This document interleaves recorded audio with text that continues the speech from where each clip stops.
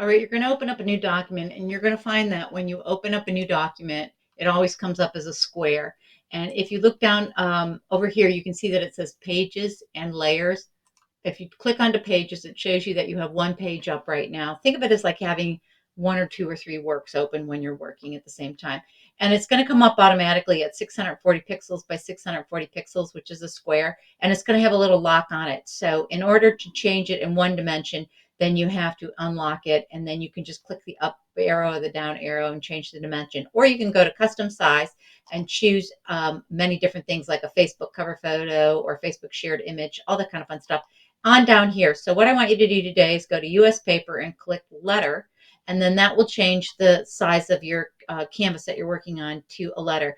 Over on the right down below here, it shows that it is at 128.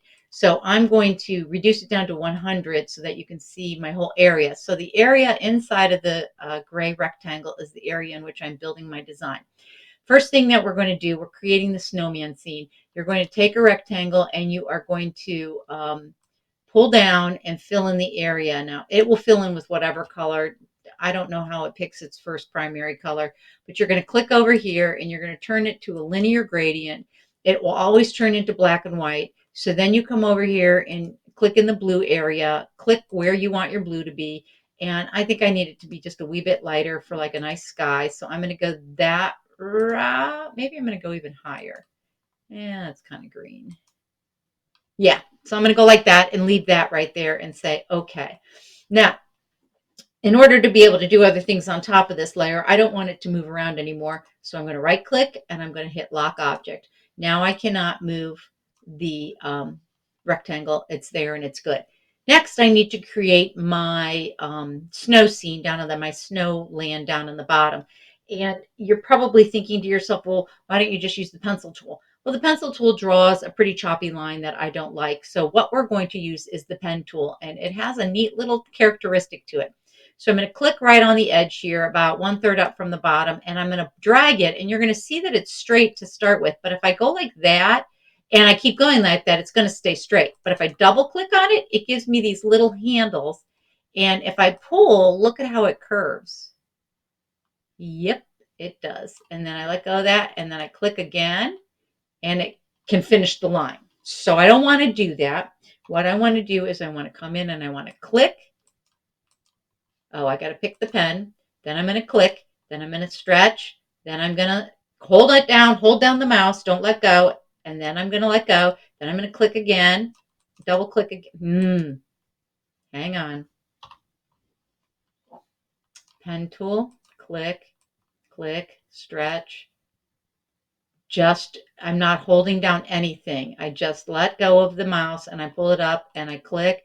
Then I let go of the mouse and I click. And I'm going to double click that. And then it'll let me curve it again. And then it'll let me curve it there. And then it'll let me curve it there. And then double click it so that I can kind of curve it here. Now I'm going to go over to the edge and I'm going to go down to the bottom, click on the corner, click on the opposite corner, and then click up there on that. And I have created a shape. You can see I've created the shape because it puts a blue line around it. If I click on it, it's going to select the whole shape. I don't want a border, so I'm going to unclick that. I do want a color, and I'm going to click it and make it white. Now, the interesting thing is if I click on the little blue line that's all the way around the edge, it brings up all the points that I made. And maybe I don't like this point right here. So I can pull it and straighten up and putting it over there. And then I can add a point here that I can then pull and I can curve if I want to. And I can move these lines around the way I want to. I can also move that point along the line. And I can take this one and move it along the line like that. So I can make this kind of more exciting. This real straight area, I can get rid of it by curving it. This one I can bring down a little bit and maybe curve that way. I think I'm going to add another point and round it up a little bit. And I'm just going to keep trying to get this to be more round. And I kind of like that now, so I'm going to leave it. I'd like to see it have a gradation to it. So I will come over here and pick linear gradient. And I will click on it and then I will move the black down so that it's more of a light gray, and I'll bring the white down so there's more white to it, and then I'll let go with that. Now I'm going to click that object again, come over here, right click and hit duplicate. Now I have two. I'm going to bring it up and move it over like this. Click the button that says send to back, and I'm going to stretch it so it covers over there. And so now I have a front to mine and a back to mine. And you can choose how you want that to look. I think with this one on the back piece, I am going to change it. I have to pick it, and then I am going to, whoa, wait. I think it's hopefully, yeah, that darkens it up. So by pulling the linear gradient, that'll darken up the background piece for me because I do want it to be a little bit more dark than the front. Now it's time to build your snowman. Oh, and by the way, anything that's over here on the edge, that's off the edge, that just gets cut off when I save it. It won't save anything outside of the basic rectangle. I want to lock these two objects, so I'm going to lock that object, and I'm going to lock this object so they will not move around. Go to the ellipse tool, pull down, make my circle, make it a nice white color, as white as I possibly can. Choose radial gradient. And now I can move that, and I can move this, and I can just make it a lot less shadowy. And then I'm going to really try to lighten that again. Let's see if I can find an even lighter white. Yep. But now that part's not dark enough. So what if I come down here? Oh, I know. I would like to use a little bit of blue on that and kind of give it a bluish tint. So there we go. And then this part right here, I'm going to pull down so that, and I'm going to make sure that that is a nice white. If I went and I pulled it up, see how dark it makes it? Now I pull it down, it makes it a little bit less dark.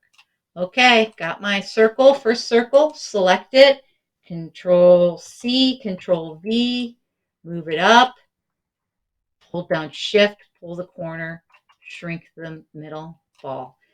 Control C, Control V, move it up, hold down Shift, shrink it, and make that smaller. Now I'm going to continue to add ellipses and to make eyeballs. And I want those to be black. So I'm going to make it black. I would like it to have kind of a little bit of shading on it. So I'm going to leave it like that.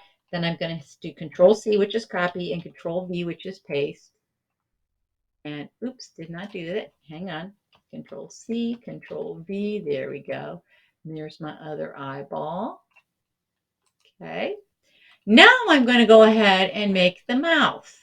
Pull down a little ellipse, and I like that it's all black because it's the color. I'm going to go Control C, Control V. The other way to do this is to actually go ahead and right click and duplicate. But if I do Control V, I can copy and paste it as many times as I want, which is really kind of cool too.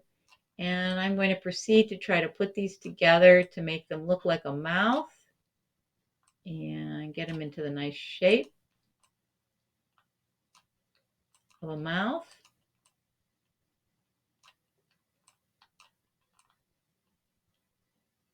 And I think that looks pretty good.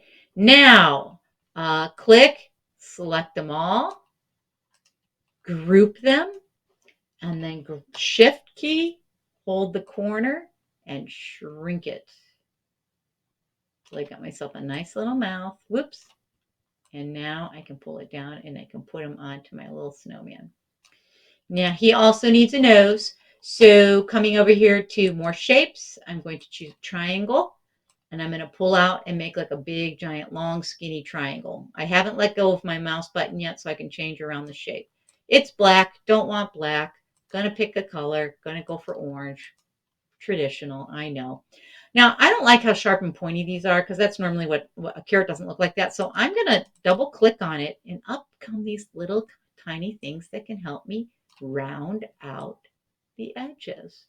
So like if I wanted to, I could make it kind of a funny shape and make it a little bit uneven.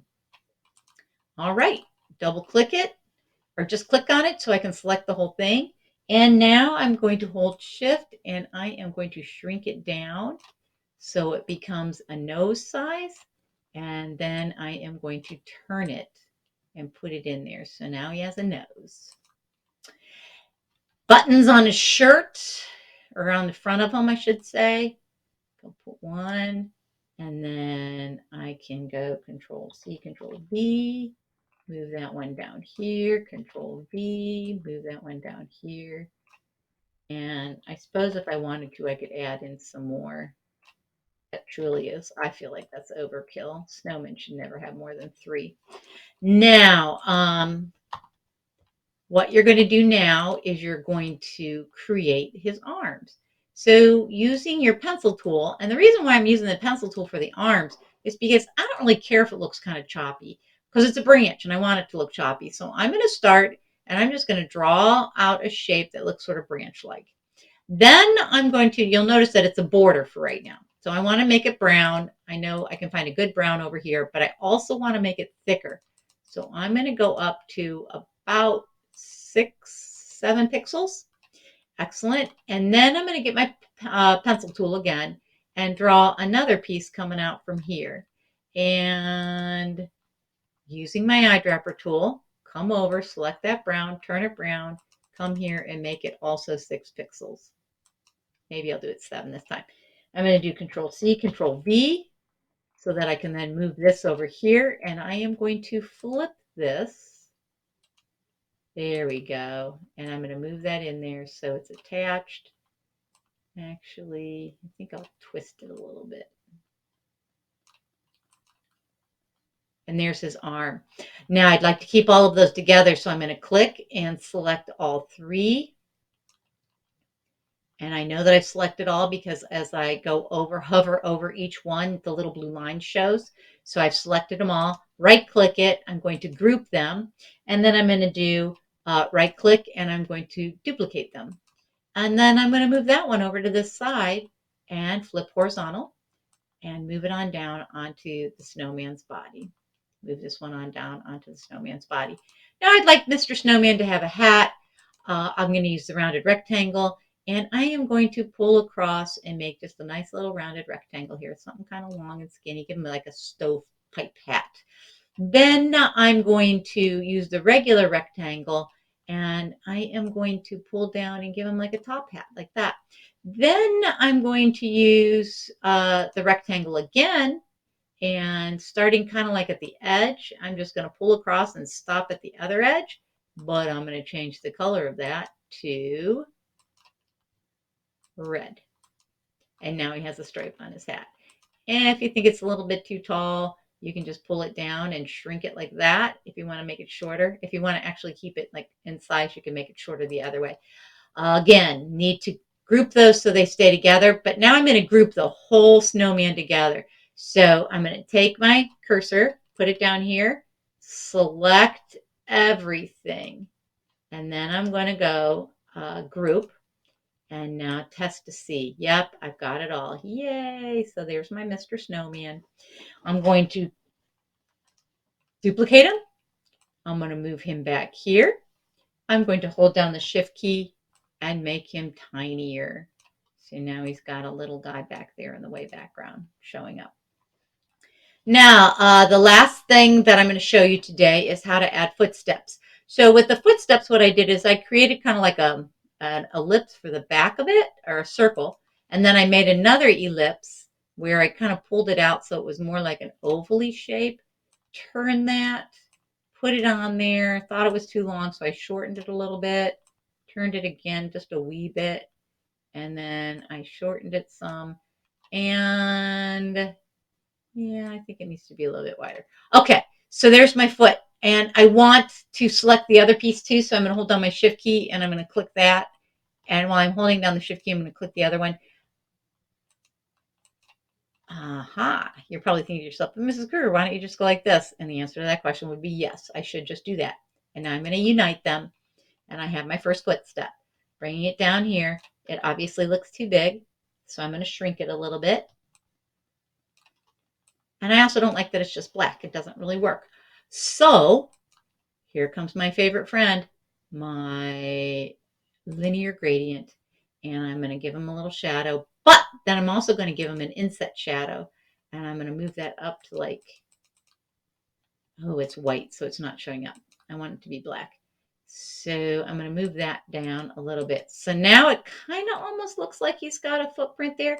And I'm going to reduce the opacity just a wee bit so that it doesn't look as shiny or as dark, because normally a footprint wouldn't be that dark.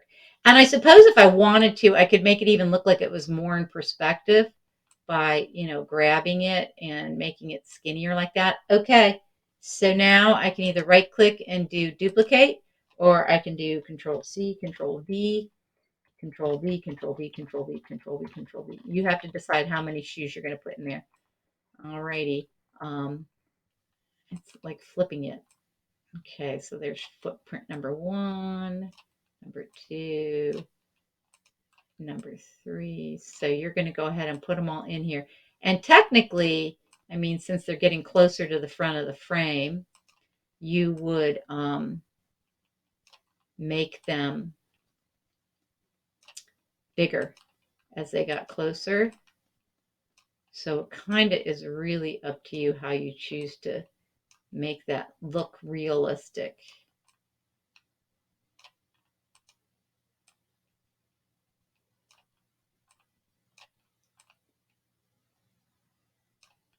Alrighty.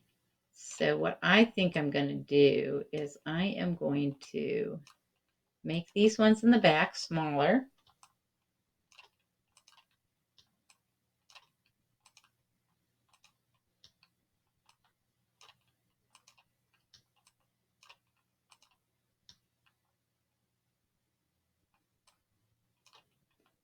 Okay, and maybe stretch these guys out a wee bit.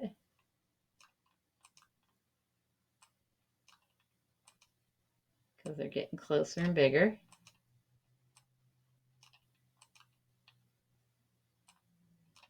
All right, and get rid of this one. So there you have it. But it's missing one last thing, and that is snowflakes in the sky, of which I am going to let you figure out how to make that work. Um, when you're all finished, you will export it. You will turn it into a JPEG. You will hit download. You will save it to your flash drive. You will call it Snowman. And you can put your last name on there if you want to, on your saved file, and then just hit save. And look at how it saves it. It cuts off all that extra stuff. Hit my X, and I can now upload him to Seesaw. But I do need snowflakes.